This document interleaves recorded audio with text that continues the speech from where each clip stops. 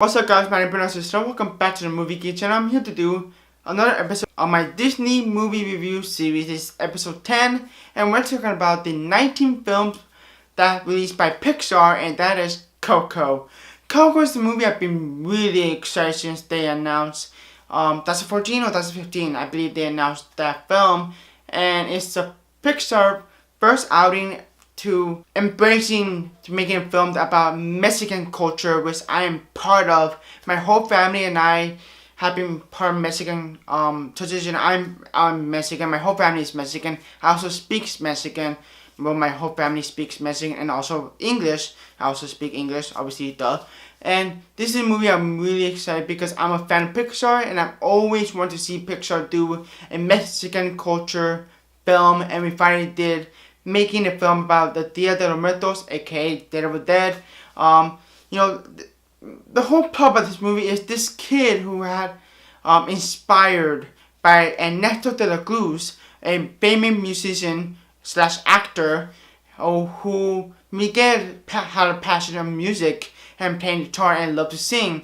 But at the same time, her grandmother banned not to play music because music is a curse for their family, and discovered the Land of the Dead and to find his passion of music, and that is the whole plot of this movie. I'm not gonna give away some key plots in this movie, so I'm gonna talk about all my thoughts. And long story and short, I love this movie. The reason why I love this movie is because Pixar is finally doing something that's very, what I truly am as a Mexican. Is finally doing something that's very cultural, like my culture, and dealing with Dia de los Muertos, and I really loved what they did and pay homage to the culture of Mexico, the Dia de los Muertos. And before, I want to get out this way, the animation. I know it's been cliche over the years that Pixar have been doing an amazing job with the animation, but seriously, the animation in this film is incredible. Looks beautiful, colorful, vibrant, but at the same time, they added attention to detail throughout the whole movie. There's no flaw in the animation. The colorful, the colors, the character designs, the creativity, the imagination is all there. It's all Pixar touch. Her Pixar DNA and the Pixar heart is still there. The animation is still strong, super strong, that I cannot believe the animation has been progressively getting better and better and better over the years, and looks better. It just looks incredible, magical, imaginative, creativity, and something different that is very unique and new to Pixar roster. And of course, the music. I love the music in this movie. Include "Remember Me," which I want to buy the song on my phone so I can hear that song over and over. I think this is a beautiful song. And while the music is incredible, the score is also incredible by Marco Giacchino, who is returning the score for Incredible 2, which I'm so excited for. But the score in here is just beautiful score. I love the characters, Miguel, especially Miguel, because I can so relate to him, as he had a passion for music. I had a passion for films. I want to become a director. Miguel wanted to become a musician, just like Ernesto de la Cruz. He loved to play guitar, he loved to sing. I love to watch movies and make films and make videos on YouTube. That's what kind of like, I can so relate to him, and him having a journey to find this famous person named Ernesto de la Cruz, that he's not giving up his passion, that he's gonna continue loving playing music. And that's why I so can relate to this character. And Hector is a great character as well, Ernesto de la Cruz, and the rest of the character was fantastic in this movie.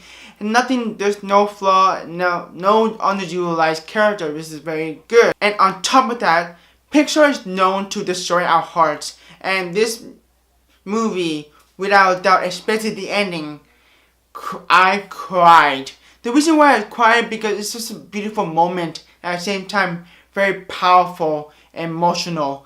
I was invested in the characters, what Miguel is doing in the end of the film, what he trying to prevent, and it was one of the most beautiful scenes.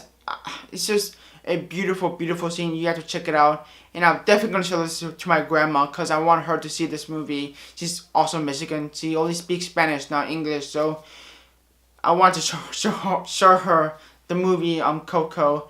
And Coco is just a beautiful story about this kid trying to find his passion in music while the Dia de Muertos is still going on in the event. And the story is so engaging as well. Like you're rooting for Miguel, and at the same time you're having fun with the journey that Miguel is doing in the land of the dead, and how he discovers how in awe in the land of the dead. I will say I have no flaws in this movie just because, yes, I'm Mexican. I know this culture of Day of the Dead, Dia de Muertos, but it's a movie about trying to, care about your passion no matter what people thinks, that you never stop doing. You have to support it for who you are and what you love to do. And that's what the movie is explaining all. And also remember the moments of the family, like when trying to spend time with your family at the same time that this movie is about. This movie is mostly about family and caring for each other and support for each other for no matter what, who you are and how different you are. That's the whole message in the movie. That it's such a beautiful story with the character Miguel, who had a passion of music, but while her grandmother doesn't like music because it is cursed for them because for what happened to the plot of the story. And I just can't believe the animation. It just looks beautiful, gorgeous. That Pixar is getting better and better and better with the animation, and I cannot wait for the next movie, The Incredibles 2, which I'm so pumped for. Pixar, thank you. I've been waiting for sequels since I was a little kid. Since this movie came out in 2004, when I saw this in Monterrey as a little kid, saw it in Spanish dubbed. Yeah, The Incredibles was lit back in the day, and this one was still my favorite movies that came out in 2004. And each movie that Pixar brings, well, including Cars 2 and Brave, but each movie what Pixar give us over the years have been progressively getting better and better and better and better. And it's just, they made one of the best trilogies of all time with Toy Story, and one of the best family superhero it's actually a good Fantastic Four movie, The Incredibles and Finding Nemo, which is one of my favorite movies of all time.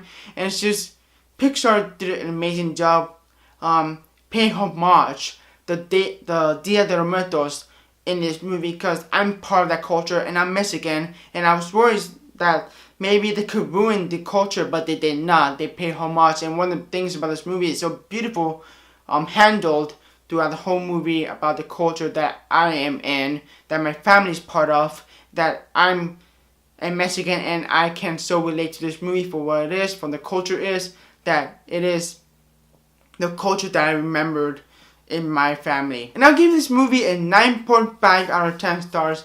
To be honest, I have no flaw in this movie. I want to see this movie for a second time. I hope you enjoyed this review of Coco. And if you're new to the channel, please subscribe and give it a like. And I'll see you guys next time on my Disney movie review series. See ya.